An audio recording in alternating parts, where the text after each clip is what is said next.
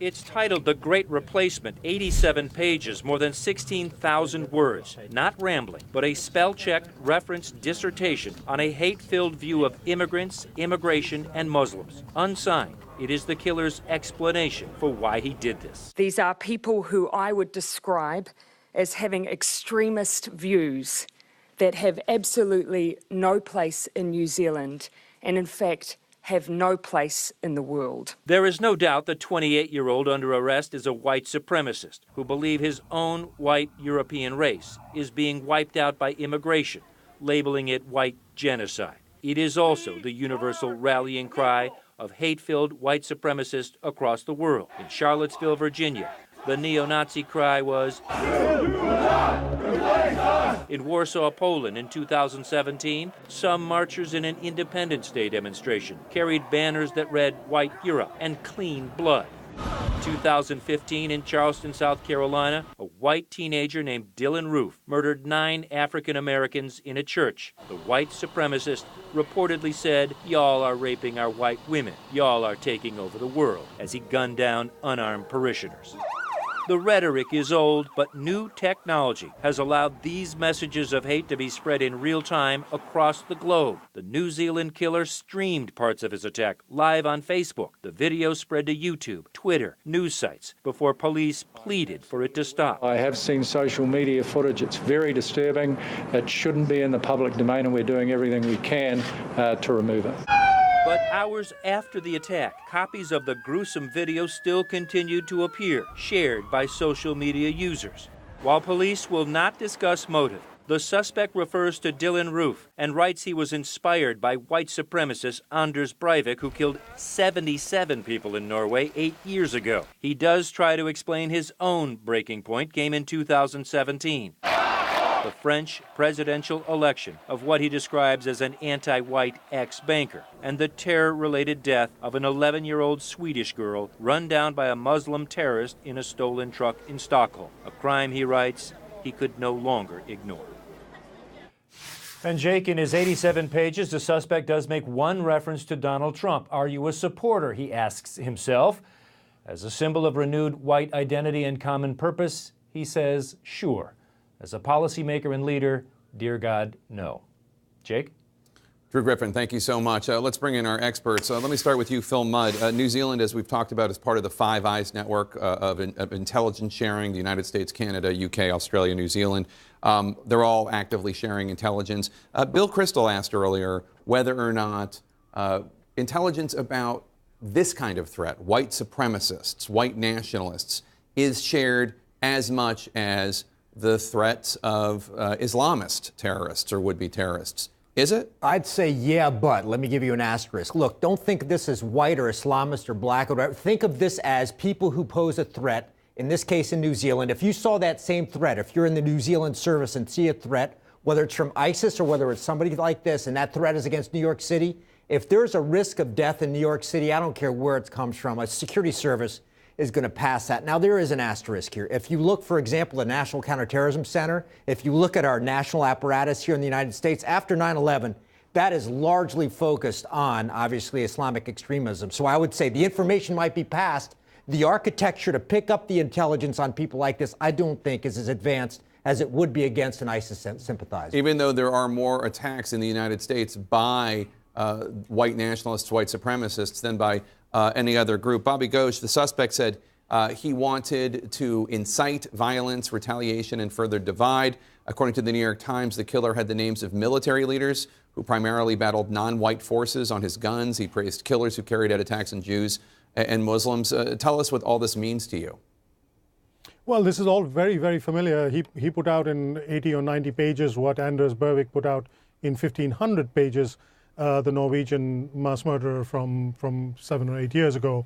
So we've heard this sort of rationalization before. We've heard these stories before. He's citing historical wrongs, what he perceives to be historical wrongs. He's citing the need for purity, This is very familiar. This sounds exactly like the sort of thing that we hear from ISIS terrorists or Al-Qaeda terrorists. This obsession with ancient historical events, ancient historical characters, usually distorted in their view, far from the reality, plus a desire for some sort of a reclamation of purity in the modern world.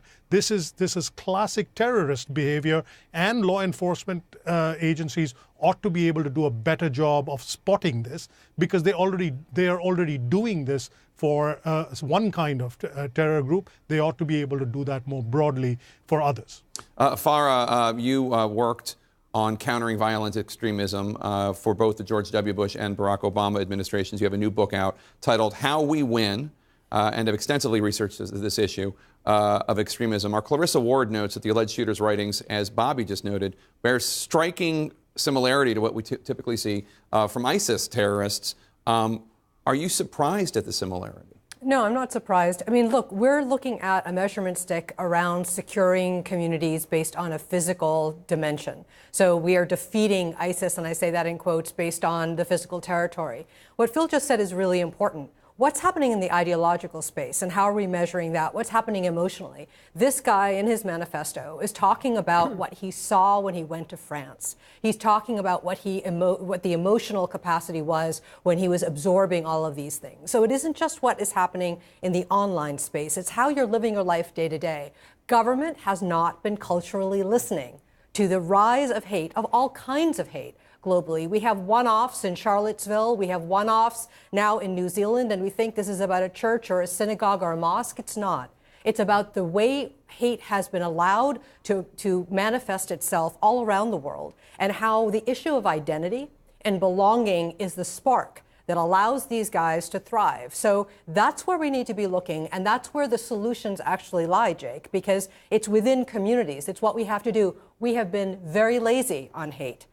In the years since 9/11, and we've allowed all of these kinds of hates to grow. And Himu, let me bring you in. This massacre was live streamed on Facebook. It was announced on 8chan. It was reposted on YouTube. It was commented on Reddit. It was sent around the world before the tech companies took it down. How is it possible, given the technology at their disposal today, that it took so long for the internet companies to stop this video from being shown?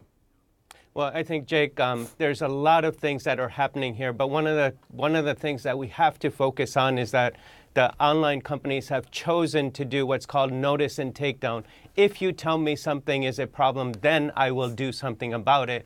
And instead of doing things that could be done here. So, for example, let's put us in the physical setting. When there's a horrible situation happening, a lot of times people go running to see what it is, and then they call 911.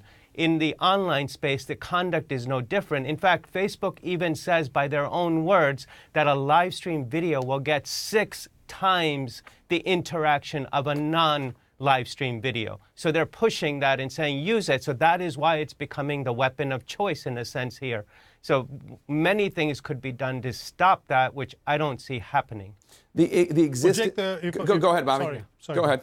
Well, I think there's a much simpler answer. The reason why the tech companies have not been able to stop this sort of thing happening is because they don't care to. They're not doing anywhere near enough. Yeah. It's not enough to say we are putting thousands of people on the job. Right. If you're putting thousands of people and you're not getting it done, then it's time to put 10,000 of people. These companies make billions of dollars in profits. They ought to be able to do this. Go ahead, Hema. So let me give you some examples here. For example, when there is a live stream that has something horrible, a lot of people are going to see it. So put in what are called, I call anomalous triggers. There's a number of people are going up really fast. The velocity is quick. Their reactions are quick. Even the complaints might be happening quickly. Put that at the top of the list and review it. Or stop that stream until it gets reviewed, or just hide it, what I call the bozo button, to make sure nobody else is seeing it. The person thinks it's still going out there, but at least get a reviewer to see it. Or in terms of spreading around the world, I'm actually pretty shocked that this is happening even today in 2019,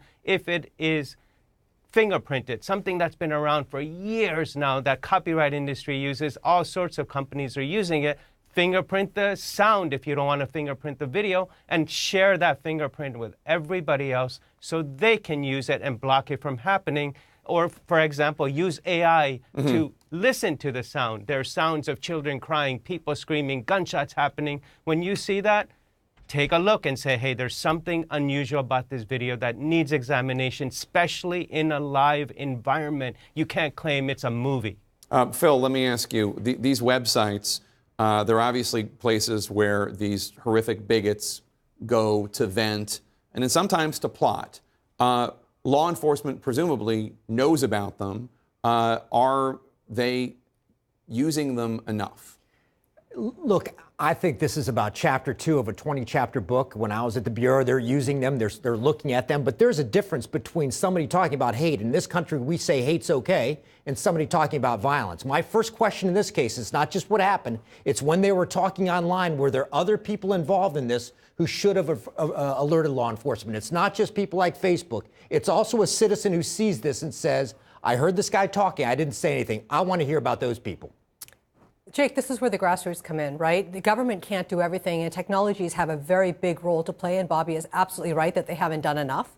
But the people that are actually able to build resilience in communities to fight all kinds of us versus them are NGOs themselves and communities themselves. Tech companies should be partnering with those NGOs to do more. We have already tested the kinds of things that work to help people along the way as they become more and more radicalized. Why haven't we scaled them?